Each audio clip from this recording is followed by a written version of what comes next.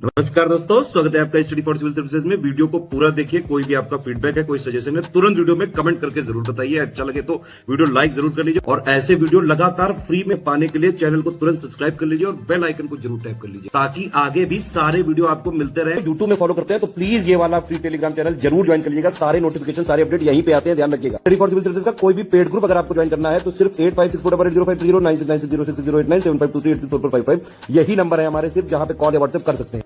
Instagram पे हमारा page जरूर फॉलो कर लीजिएगा, स्टडी फॉर सिविल .सर्विसेज है। ट्विटर पे हमको जरूर फॉलो कर लीजिएगा @study for civil। आज के इस वीडियो में हम मॉडर्न हिस्ट्री के टॉपिक को डिस्कस करेंगे और हम देखेंगे कि प्लासी के युद्ध ने किस तरीके से भारत में अंग्रेजों की जड़ों को और मजबूत करा दिया था और किस तरीके से प्लासी का युद्ध एक फाउंडेशन बना जिससे कि अंग्रेज अगले 200 साल तक इंडिया में रूल कर पाए। चलिए आगे बढ़ते हैं और क्वेश्चन के फॉर्म में इस पूरे टॉपिक को कवर करते हैं। हमारा क्वेश्चन कह रहा है the battle of Plassey had led the foundation of the British empire in India. Comment. Plassey के युद्ध ने भारत में ब्रिटिश साम्राज्य की नींव रखी थी, टिप्पणी करें। तो हम बताएंगे कि प्लासी की लड़ाई 1757 में हुई थी कलकत्ता में और भागीरथी नदी के तट पर यह लड़ाई लड़ी गई थी। तो ये नाम आपको भागीरथी नदी का याद रखना है, प्रीलिम्स के हिसाब से इंपॉर्टेंट है। और इवेंचुअली जो प्लासी का युद्ध था वो कारण बना था जो ब्रिटिशर्स को विशेष अधिकार प्राप्त थे ट्रेड के मामले में, यानी जो इनको ट्रेड प्रिविलेजेस मिले हुए थे उसके मिसयूज़ की वजह से, उसका मिसयूज़ रीज़न था जिसकी वजह से प्लासी का युद्ध हुआ था। क्योंकि ये जो ट्रेड प्रिविलेजेस का मिसयूज़ किया करते थे उससे नवाब के फाइनेंसेस को काफ़ी ज़्यादा इम्पैक्ट देखने को मिल रहा था। इसके अलावा और कारण थे कि अंग्रेज़ों ने कलकत्ता में किलेबंदी करनी चालू कर दी थी, नवाब को ये गुमराह किया करते थे, नवाब का जो दुश्मन था कृष्णा दास उसको इन्होंने शरण दी थी। और अगर हम देखें नवाब के साइड से तो सिराजुद्दौला की जो ब्लैक होल ट्रेजेडी थी एक वो कारण बनी। उसके अलावा कलकत्ता में जो ब्रिटिशर्स के किले थे, इनके फोर्ट्स थे, उनको सिराजुद्दौला ने कब्जा कर दिया उन पे। तो ये सारे कारण दोनों साइड से बने, ब्रिटिशर्स और नवाब दोनों की साइड से, जिसने एट द एंड प्लासी के युद्ध का रूप लिया। उसके बाद लड़ाई रॉबर्ट क्लाइव और सिराजुद्दौला के नेतृत्व वाली सेना के बीच में लड़ी गई थी, हम बताएंगे। तो कौन सी दो फोर्सेस लड़ रही थी? तो एक थी रॉबर्ट क्लाइव की फोर्स, दूसरी थी सिराजुद्दौला की फोर्स। और सिराजुद्दौला के खिलाफ रॉबर्ट क्लाइव ने यानी ब्रिटिशर्स ने एक सीक्रेट अलायंस की थी मीर जफर, राय दुर्लभ और जगत सेठ के साथ। तो ये लड़ाई का ये सीन था कि अंदर ही अंदर इन्होंने सीक्रेट अलायंस कर ली थी। तो अब पहले से ही तय था कि अंग्रेज ही जीतने वाले हैं, क्योंकि इनको सारी कमियां, जब कोई अंदर का आदमी ही मिल जाता है लड़ाई में तो उसे सारी कमियां पता चल जाती हैं। अपने नवाब की इन्होंने सारी जानकारी दे दी थी, मीर जफर ने, राय दुर्लभ ने, जगत सेठ ने। तो इस वजह से सिराजुद्दौला की हार होती है। सिराजुद्दौला की जब हार होती है उसके बाद मीर जफर को बंगाल का नवाब बना दिया जाता है। लेकिन उसके बाद मीर जफर भी एक टाइम के बाद त्रस्त हो जाता है अंग्रेज़ों की नीतियों से और वो फिर डचेस के साथ मिल करके अंग्रेज़ों के खिलाफ लड़ने की कोशिश करता है। फिर उसके बाद चिंसुरा का युद्ध होता है, फिर उसके बाद मीर कासिम को ब्रिटिशर्स बना देते हैं नवाब। तो मेन ये हुआ था कि जब ये प्लासी का युद्ध हुआ उसके बाद पूरी बंगाल की पॉलिटिक्स आ गई ब्रिटिशर्स के हाथ में।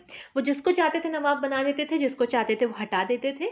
तो काफ़ी पॉलिटिकली बहुत ज़्यादा सिग्निफिकेंट थी ये वॉर। तो चलिए अब हम देखते हैं कि इस बैटल का पूरा सिग्निफिकेंस क्या था, क्या इंपॉर्टेंस थी इस पूरे युद्ध की। तो सबसे पहला पॉइंट हम देखेंगे कि ये लड़ाई राजनीतिक रूप से बहुत महत्वपूर्ण साबित हुई थी क्योंकि इसने भारत में ब्रिटिश साम्राज्य की नींव रख दी थी।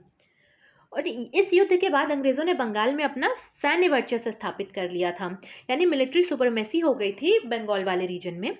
और इन्होंने बंगाल से फ्रांसीसियों को पूरी तरीके से बेदखल कर दिया। तो अब पूरे बंगाल में खाली ब्रिटिशर्स का वर्चस्व हुआ करता था। फिर ब्रिटिशर्स को बड़ी बड़ी टेरिटरीज मिल गई थी उनकी मिलिट्री फोर्सेस को सपोर्ट करने के लिए, मेंटेन करने के लिए।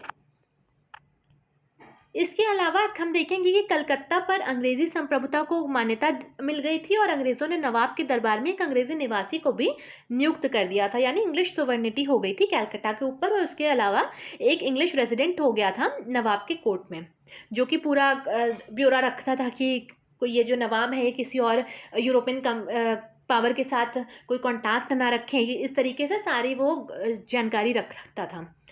और युद्ध के बाद रॉबर्ट क्लाइव को लॉर्ड क्लाइव की उपाधि दे दी गई थी, क्योंकि माना जाता है रॉबर्ट क्लाइव ने ही पूरी प्रिपरेशन करी थी इस पूरे युद्ध को जिताने में। सबसे बड़ा हाथ रॉबर्ट क्लाइव का था। और इसके अलावा रॉबर्ट क्लाइव को बाद में जो ब्रिटिश हाउस ऑफ कॉमन था उसमें एक सीट भी मिल गई थी। फिर देखेंगे हम कि चिंसुरा का युद्ध जो हुआ था वो प्लासी के युद्ध का ही परिणाम था।